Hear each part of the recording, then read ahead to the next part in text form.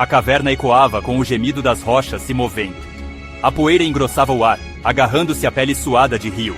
Eles haviam chegado ao coração da goela da serpente. Ele olhou para trás, o coração batendo forte, para seus 3 companheiros. Kenji, seu amigo de infância, ofereceu um aceno tranquilizador. Ao lado dele estavam Kaori e Takeshi, seus rostos sérios sob a luz bruxuleante da tocha. Sua missão: recuperar a Pedra do Sol, uma joia mítica que se dizia conter um poder imenso. Uma missão confiada a eles, os melhores jovens guerreiros da vila. Ryu apertou sua espada com mais força. O aço frio, um conforto familiar. Ele confiava nessas pessoas com sua vida. Um rugido repentino rasgou o silêncio, sacudindo os próprios alicerces da caverna. Uma serpente monstruosa, com escamas brilhando como obsidiana, emergiu das profundezas. Seus olhos queimavam com malícia ancestral. Agora! Kenji gritou, avançando, sua katana brilhando. Ryu o seguiu, a adrenalina correndo por suas veias. Mas quando ele se moveu para flanquear a criatura, uma dor lancinante rasgou suas costas. Ele caiu no chão, sua própria katana o perfurando por trás. Ryu se virou, a descrença endurecendo suas feições ao encontrar o olhar frio e traiçoeiro de Kenji. Me perdoe, velho amigo. Kenji sibilou, sua voz gotejando ambição venenosa. Mas o poder da Pedra do Sol será meu e de mais ninguém. A visão de Ryu ficou turva. A última coisa que ele viu antes que a escuridão o reclamasse foi o rugido triunfante da serpente, ecoando a traição de Kenji. Ele flutuou em um vazio, a dor uma pulsação distante. Uma voz, antiga e poderosa, ecoou ao seu redor, puxando-o de volta do esquecimento. Ele abriu os olhos, encontrando-se em um bosque isolado banhado por uma luz etérea. Um velho sábio com olhos que continham a sabedoria das eras, estava sentado ao seu lado. Você é forte, Ryu, disse o homem, sua voz surpreendentemente gentil. Forte o suficiente para sobreviver ao veneno da serpente. Forte o suficiente para suportar a ferroada da traição. Ryu queria gritar, se enfurecer contra a injustiça. Ele havia sido traído, deixado para morrer pelas pessoas em quem mais confiava. Quem é você? Ryu grasnou, sua voz rouca. Por que me salvar? O velho sorriu, um sorriso triste e conhecedor. Me chamam de Andarilho do Vento, ele respondeu. E sinto um poder adormecido dentro de você. Um poder que pode ser forjado novamente. Anos se dissolveram como neve sob um sol escaldante. Sob a tutela do Andarilho do Vento, Ryu aprimorou seu corpo e espírito. Ele aprendeu a controlar o próprio vento, seus movimentos se tornando fluidos, seus golpes rápidos e mortais. Ele não estava apenas aprendendo a lutar. Ele estava dominando o fluxo de energia, a própria essência da vida. Mas a traição continuava a latejar dentro dele, uma ferida envenenada em sua alma.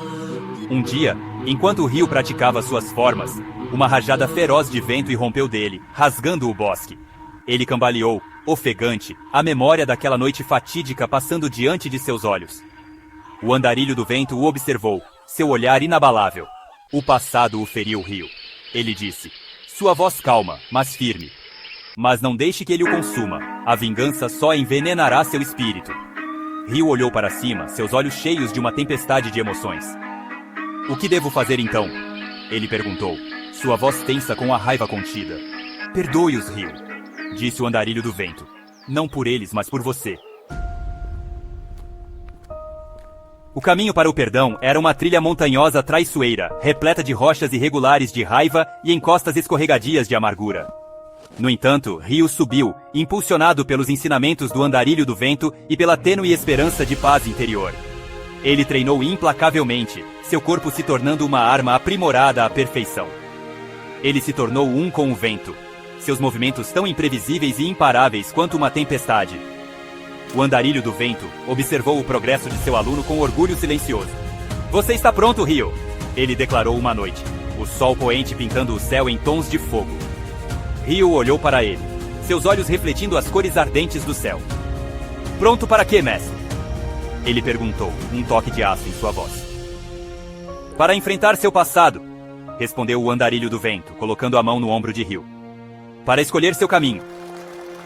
Com uma nova clareza, Ryu curvou a cabeça em aceitação. Ele não era mais o garoto ingênuo que havia entrado na goela da serpente.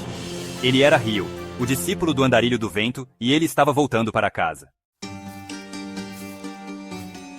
O retorno de Ryu à sua vila foi silencioso, quase um anticlímax depois dos anos tumultuados que ele havia suportado.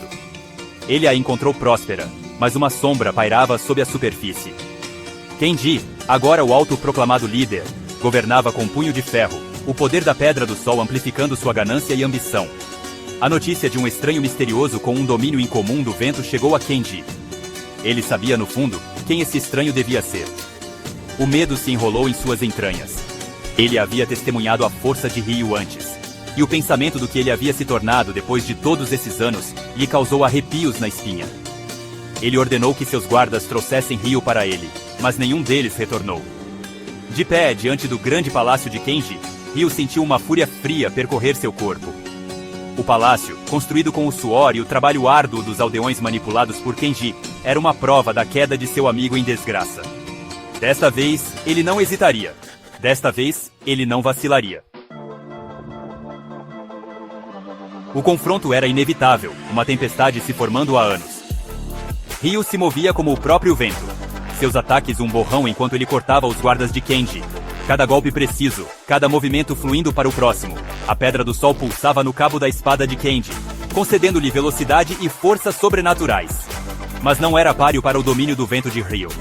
O pátio se tornou um redemoinho de aço reluzente e grunhidos tensos. Kenji, o medo distorcendo suas feições, percebeu que havia subestimado seu antigo amigo.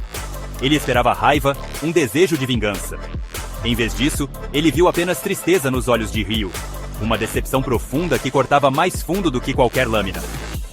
Ryu desarmou Kenji com um movimento rápido, sua própria espada apontada para a garganta de seu antigo amigo. Kenji olhou para ele, sua resistência se desfazendo em uma máscara de medo e arrependimento. Ryu, ele engasgou.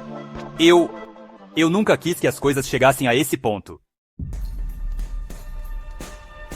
Ryu olhou para o homem que o havia traído, o homem que o havia deixado para morrer. Ele podia sentir o vento girando ao seu redor. Uma tempestade ecoando a tempestade que graçava dentro dele. A Pedra do Sol, pulsando com poder roubado, estava ao seu alcance. Anos de dor, de treinamento rigoroso, de luta contra demônios internos o haviam levado a este momento. Ele havia sonhado com este confronto, com se vingar pelo que parecia uma eternidade. No entanto, ao olhar nos olhos apavorados de Kenji, ele não viu um monstro, mas um homem assustado e quebrado, consumido por sua própria ambição. As palavras do andarilho do vento ressoaram em seus ouvidos. Perdoe-os, Ryu. Não por eles, mas por você. Abaixando sua espada, Ryu fez uma escolha. Ele escolheu a paz em vez da vingança, o perdão em vez do ódio. O vento ao seu redor pareceu suspirar, a tempestade dentro dele diminuindo como uma maré recuando. A Pedra do Sol, libertada das mãos de Kenji, pulsírvala calorosamente na mão de Ryu. Ele olhou para seu antigo amigo, seu olhar suavizando. O poder da Pedra do Sol não pertence a ninguém, disse Ryu, sua voz calma, mas firme. Ele ergueu a pedra, sua luz banhando o pátio em um brilho quente. Ela pertence a todos. E com isso, ele canalizou o vento, tecendo seu poder com a energia da Pedra do Sol. Uma brisa suave varreu a vila, carregando consigo uma sensação de paz e esperança renovada. Ele deixou a Pedra do Sol à porta do ancião da vila, uma promessa silenciosa de um futuro melhor. Enquanto se afastava, o sol nascente pintando o céu em tons de dourado e carmesim, Ryu sentiu um peso sair de seus ombros. Sua jornada havia sido longa, árdua e repleta de dor e traição. Mas, apesar de tudo, ele havia encontrado algo mais precioso do que a vingança. Ele havia se encontrado. Ele caminhou em direção ao horizonte, pronto para enfrentar o que quer que o futuro lhe reservasse. Seu coração em paz, seu espírito tão livre quanto o vento.